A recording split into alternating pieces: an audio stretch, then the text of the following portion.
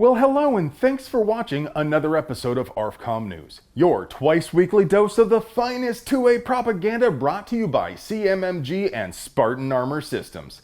Today I want to remind you that Susan Worcestershire's purge of wrongthink continues.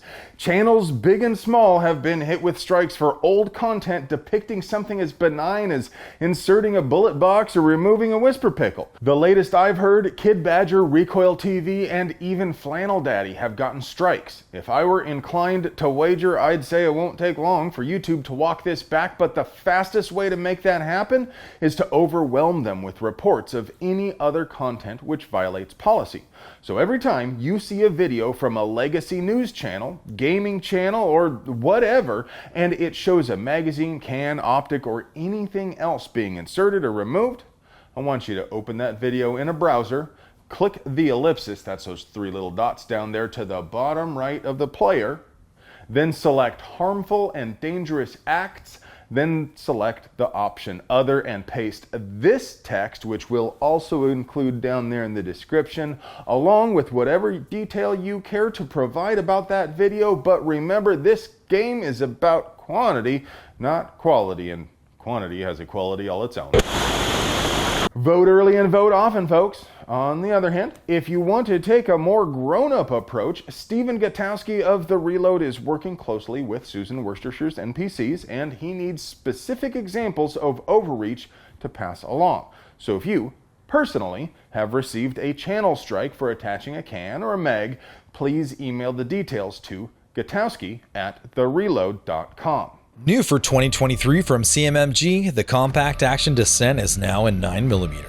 Their Descent line took portability to a whole new level, and now they've done it again. Available in 6.5 and 10.5 barrel lengths, this compact platform offers the modularity of the AR-15 while being compatible with a wide range of magazines and ammo. The soft recoiling radial delayed blowback system makes this pleasant to shoot and comes with the reliability that CMMG is known for. For more info, check out cmmg.com. So the Fedbois are trying a new tactic to screw over Rarebreed triggers. This time they're filing mail and wire fraud charges. The really slimy thing is the basis of this accusation is the fact that RBT is telling customers the product is legal, while the AFT believes it is not. Look, maybe those feckless pricks can prove in court the RBT meets the statutory definition of machine gun. I don't know, maybe pigs will fly.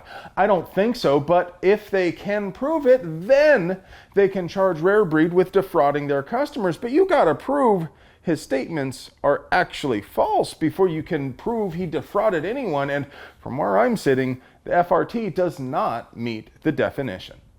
Now, one part I found really interesting is the federal government is claiming Rarebreed based the FRT on a patent for a trigger called the AR1, invented by some other company, and the ATF had already issued a written opinion about that trigger long before Rarebreed bought the patent.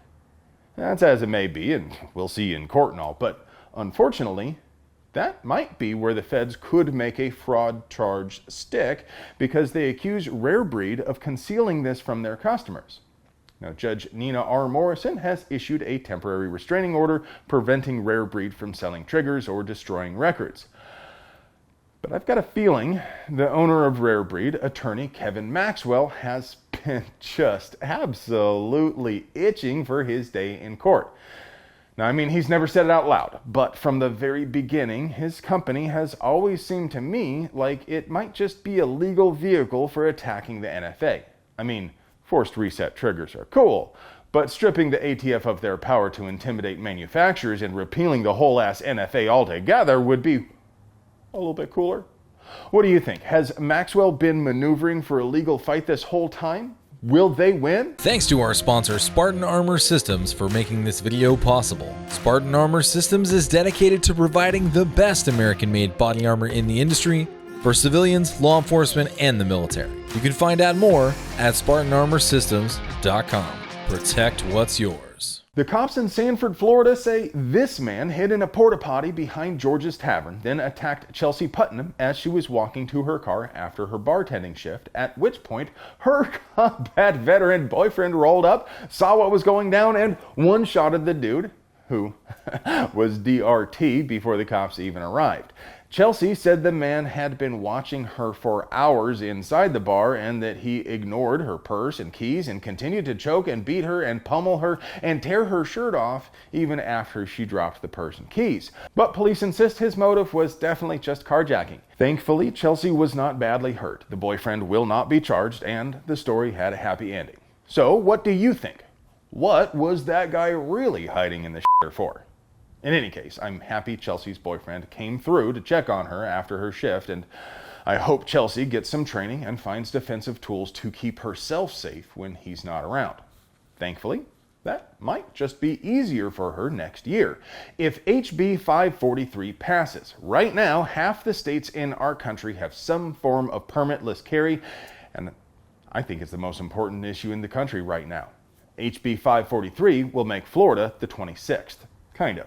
Open carry would still be unlawful there unless you're hunting or fishing, but the bill has the support of the Sheriff's Association, which is pretty important because sheriffs often sink these bills for funding reasons. And DeSantis promised support for permitless carry back in December. So altogether, I think it has a good chance of passing. South Carolina is also having a go at permitless carry with House Bills 3594 and 3612. And Maryland and Hawaii are both looking to mimic New York's Floor is Lava bill, which defies the Bruin decision by essentially declaring every place to be defenseless victim zones for anyone not wealthy enough to hire private security. At the same time, North Dakota is going in the opposite direction, ever so slightly rolling back their list of prohibited places. While this is indeed a pretty incremental move, it's still going the right way, so I'm still urging you to call and support HB 1483. Regardless of where you live, please take the time to call on a few of these bills. We'll paste all the numbers down there in the doobly-doo as always. Before we get to your moment of zen, I'd like to draw your attention to the dankest gun roast channel on the internet.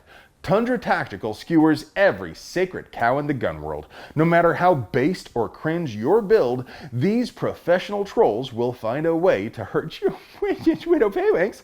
They drop a new crippler every Monday and Friday at 3 p.m. Central. And now, for your moment of zen. Don't shoot me down. Don't shoot me down. I got a wife and kid on Ruby Ridge. Please don't shoot me down. Don't shoot me down. Hey friend, do you like pews and pew-related things? Do you want to help us keep delivering you pure, uncut American pew propaganda at the low, low price of $3.99? We literally couldn't pay the bills without our sponsors, so do us a solid and get yourself something nice from them. You deserve it. I love you.